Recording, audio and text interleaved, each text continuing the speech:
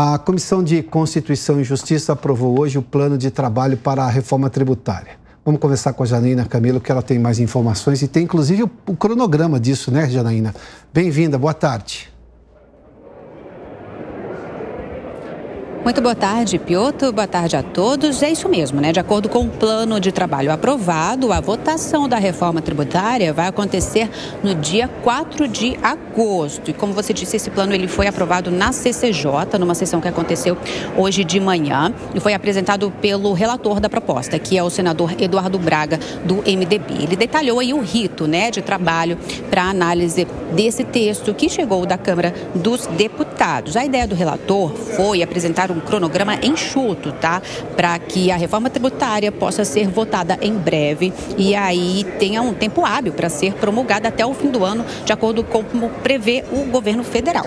Bom, de acordo com o plano de trabalho, serão realizadas no mínimo 7 audiências públicas, ouvindo representantes dos setores de serviço, indústria e agronegócio, além dos estados e também dos municípios. E aí, encerrada esta fase, será apresentado o relatório no dia 28 de setembro e, em seguida, votado no dia 4 de outubro. A gente separou aí um trechinho da fala do relator, do senador Eduardo Braga, na CCJ, na sessão de mais cedo. Vamos ouvir aí o que ele disse.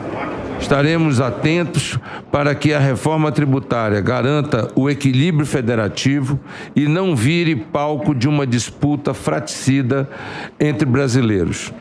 Afinal de contas, nós queremos um Brasil igual para todos. Não vamos cair na armadilha de dividir os brasileiros. Por isso, não abriremos mão de analisar minuciosamente cada artigo da proposta. Trabalharemos em cima de estudos técnicos do Ministério da Fazenda e também do Tribunal de Contas da União.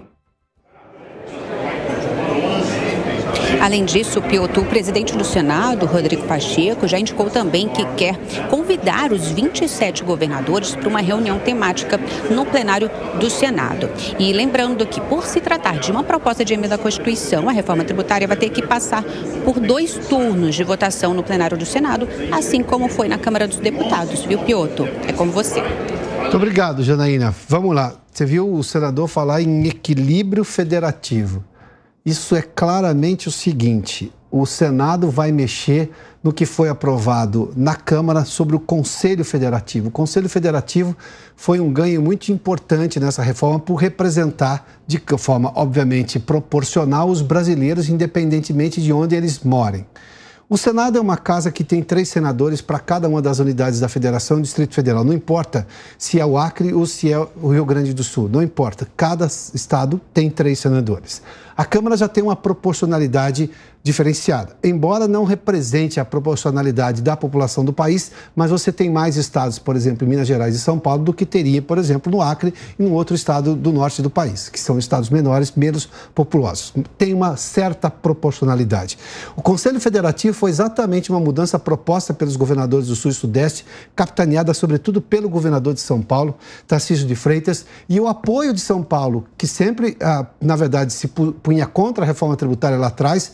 O apoio de São Paulo, foi dito isso no Congresso, você se lembra, naquela noite de votação. Sem o apoio de São Paulo, a reforma tributária não teria avançado na Câmara. E para esse apoio ocorrer, o Conselho Federativo foi aprovado, obviamente, observando-se essa proporcionalidade de onde as pessoas estão no país, onde elas moram. Ou seja, estados mais populosos, cidades mais populosas teriam mais assentos, ou seja, um voto um pouco maior, com um peso maior nessa decisão do Conselho Federativo, que é justamente quem vai decidir todo o dinheiro arrecadado pela nova proposta de reforma tributária, como é que seria feita a distribuição.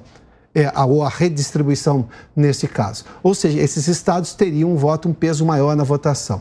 Do jeito que está propondo aí, o que sugere pelo menos o relator da reforma no Senado, é que ele vai voltar a esse conselho, a lógica que tem hoje. Por exemplo, no conselho que tem lá dos secretários de Fazenda, cada estado tem um. Só que, por exemplo, você viu as ideias que tinha, por exemplo, no consórcio do Nordeste, durante toda a questão da pandemia, um número de estados, mais representantes, você tinha um peso muito grande na votação. Enquanto, por exemplo, só que do ponto de vista populacional, não tinha a mesma representatividade de outros estados pelo país. Ou seja, se o Estado retirar, ou melhor, se o Senado retirar esse Conselho Federativo tal como foi aprovado na Câmara, tudo sugere haverá dificuldades gigantescas disso ir adiante na Câmara. Ou seja, saindo do Senado com alterações do Conselho Federativo, há problemas disso adiante na Câmara. Ou seja, não vai ser fácil essa reforma tributária, além de toda uma série de outros problemas que existem no próprio texto também.